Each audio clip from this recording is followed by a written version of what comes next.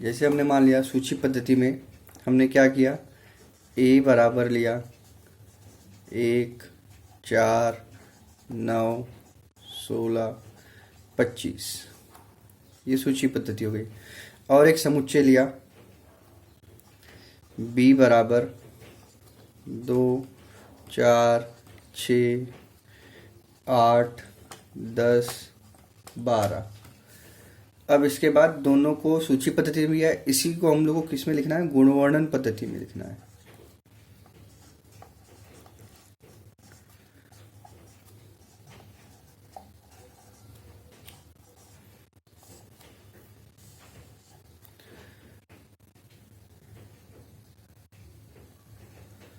Okay, अब देखो आगे, तो इसको हम कैसे लिखेंगे।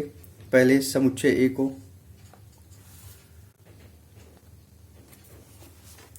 ए बराबर, अब मैंने आपको बताया था उसमें ये चीज होना जरूरी है, x ऐसा कि x बराबर, फिर ये क्या दिया गया है। अब ये जो संख्याएं हैं, ये संख्याएं क्या हैं, ये संख्याएं वर्ग हैं किसी न किसी की। 1 का वर्ग 1, 2 का वर्ग 4, 3 का वर्ग 9, 4 का वर्ग 16, 5 का वर्ग 25। तो उसको हमको इस तरीके से लिखना है, n का वर्ग, और जिसमें n किस में आ रहा है, प्राकृतिक संख्या में, क्योंकि n मतलब कैपिटल N मतलब प्राकृतिक संख्या होती है, प्राकृतिक संख्या को उससे दिखाया जाता है कैपिटल N से। अब कहाँ तक आ रहा है, 6 से छोटा मतलब 5 के वर्ग तक आ रहा है, समझ में आया। तो ये तुम्हारा हो गया ए। अब बी देखेंगे, बी क्या है, 2 का गुणज है, 2 का गुणज है ना, 2 दूनी 4, 2 तिहाई 6, 2 चौका 8, 2 पंचे 10, 2 छन 12। तो उसको किस तरीके से लिखेंगे, y ऐसा कि y बराबर 2n, 2 का गुणज 2 एकम 2, 2 दूनी 4, n का जो मान रहेगा वो 1, 2, 3, 4, 5, 6 तक रहेगा।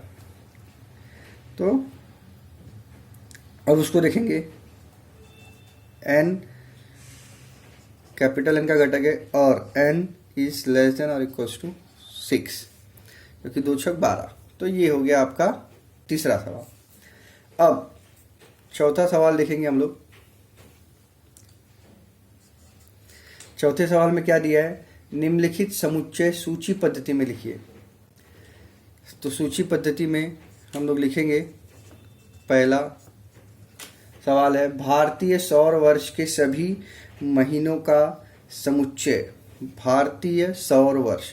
तो मान लिया वह समुच्चय क्या है, ए है, और उसके अंदर अब भारतीय सौर वर्ष के महीनों का समुच्चय।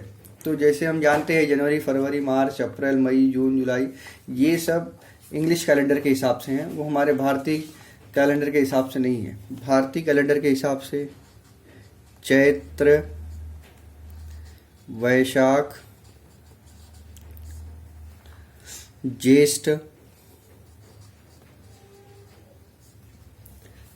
आषाढ़,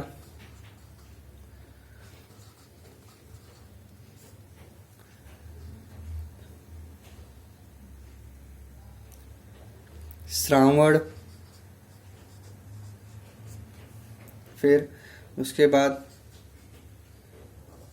भाद्रपद, आश्विन,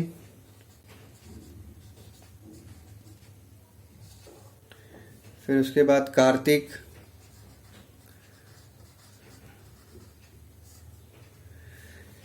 उसके बाद मार्गशीर्ष।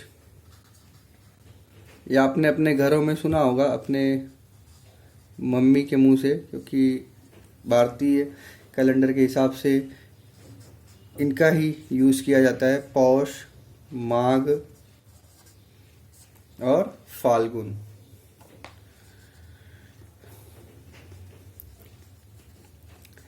ये आपका हो गया सूची पद्धति में।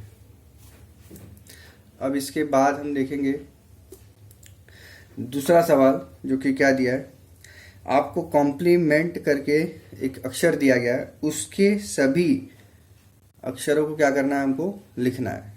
देखते हैं आगे, सूची पद्धति में लिखना है, देखते हैं किस तरीके से लिखेंगे। ये आपका हो गया है, तो मैं इसको रफ कर देता हूँ ऊपर से, फिर वापस वहीं से शुरुआत करेंगे।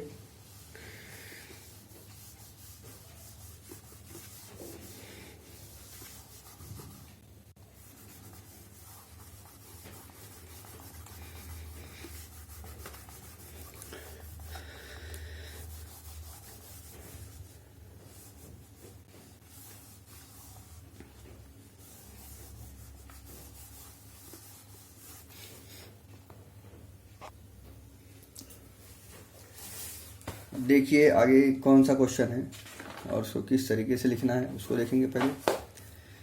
तो कॉम्प्लीमेंट, इस शब्द के अक्षरों का समुच्चय आपको सूची पद्धति में लिखना है। सूची पद्धति मतलब सब कॉमा कॉमा करके आएंगे।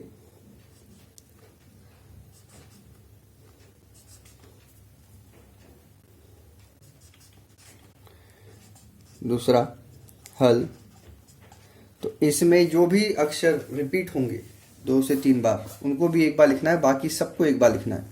तो जैसे हमने मान लिया उस समुच्चय क्या है, बी है, तो इसमें क्या आ जाएगा, COMPLE।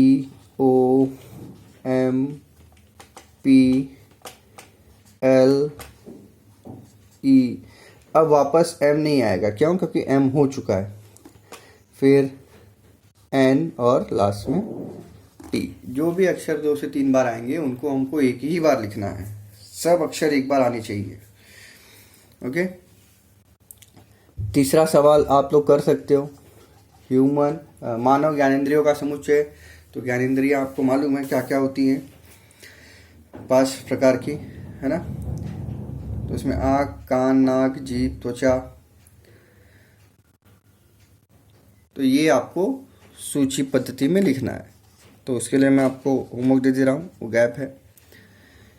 चौथा, 1 से 20 तक की सभी अभाज्य संख्याओं का समुच्चय।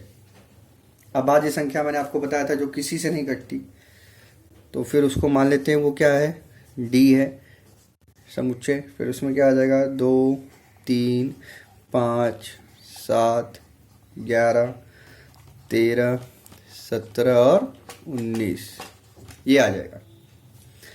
1 से 20 तक की सभी अभाज्य संख्याएं इसके अंदर आ गई। फिर 5वां सवाल, पृथ्वी पर स्थित सभी महाद्वीपों का समुच्चय। तो महाद्वीप आपने भूगोल में पढ़े हैं कि महाद्वीप क्या क्या होते हैं, उन्हीं को आपको लिखना है। कितने महाद्वीप होते हैं उन्हीं को आपको क्या करना है, लिखना है। तो चलो देखते हैं। तो मान लिया हमने वो समुच्चय क्या है, ई है। फिर उसमें एशिया महाद्वीप जिसमें अपना भारत आता है, अफ्रीका,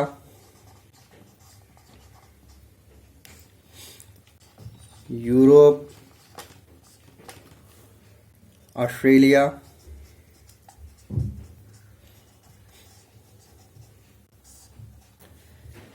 दक्षिणी अमेरिका,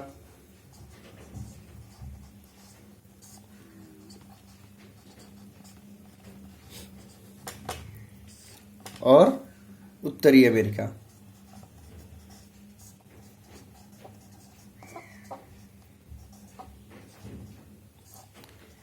ये 7 कॉन्टिनेंट हैं, महाद्वीप बोलते हैं इनको। तो वो यहाँ पर दिखाए जा रहे हैं। आपको इस तरीके से ये सवाल करने हैं। इसके आगे जो है हमको जो भी दिया गया है उसको कौन सी पद्धति में लिखना है, गुण वर्णन पद्धति में लिखना है। तो आशा करता हूँ कि ये आपका हो गया रहेगा। उसको मिटाकर मैं आगे चलता हूँ।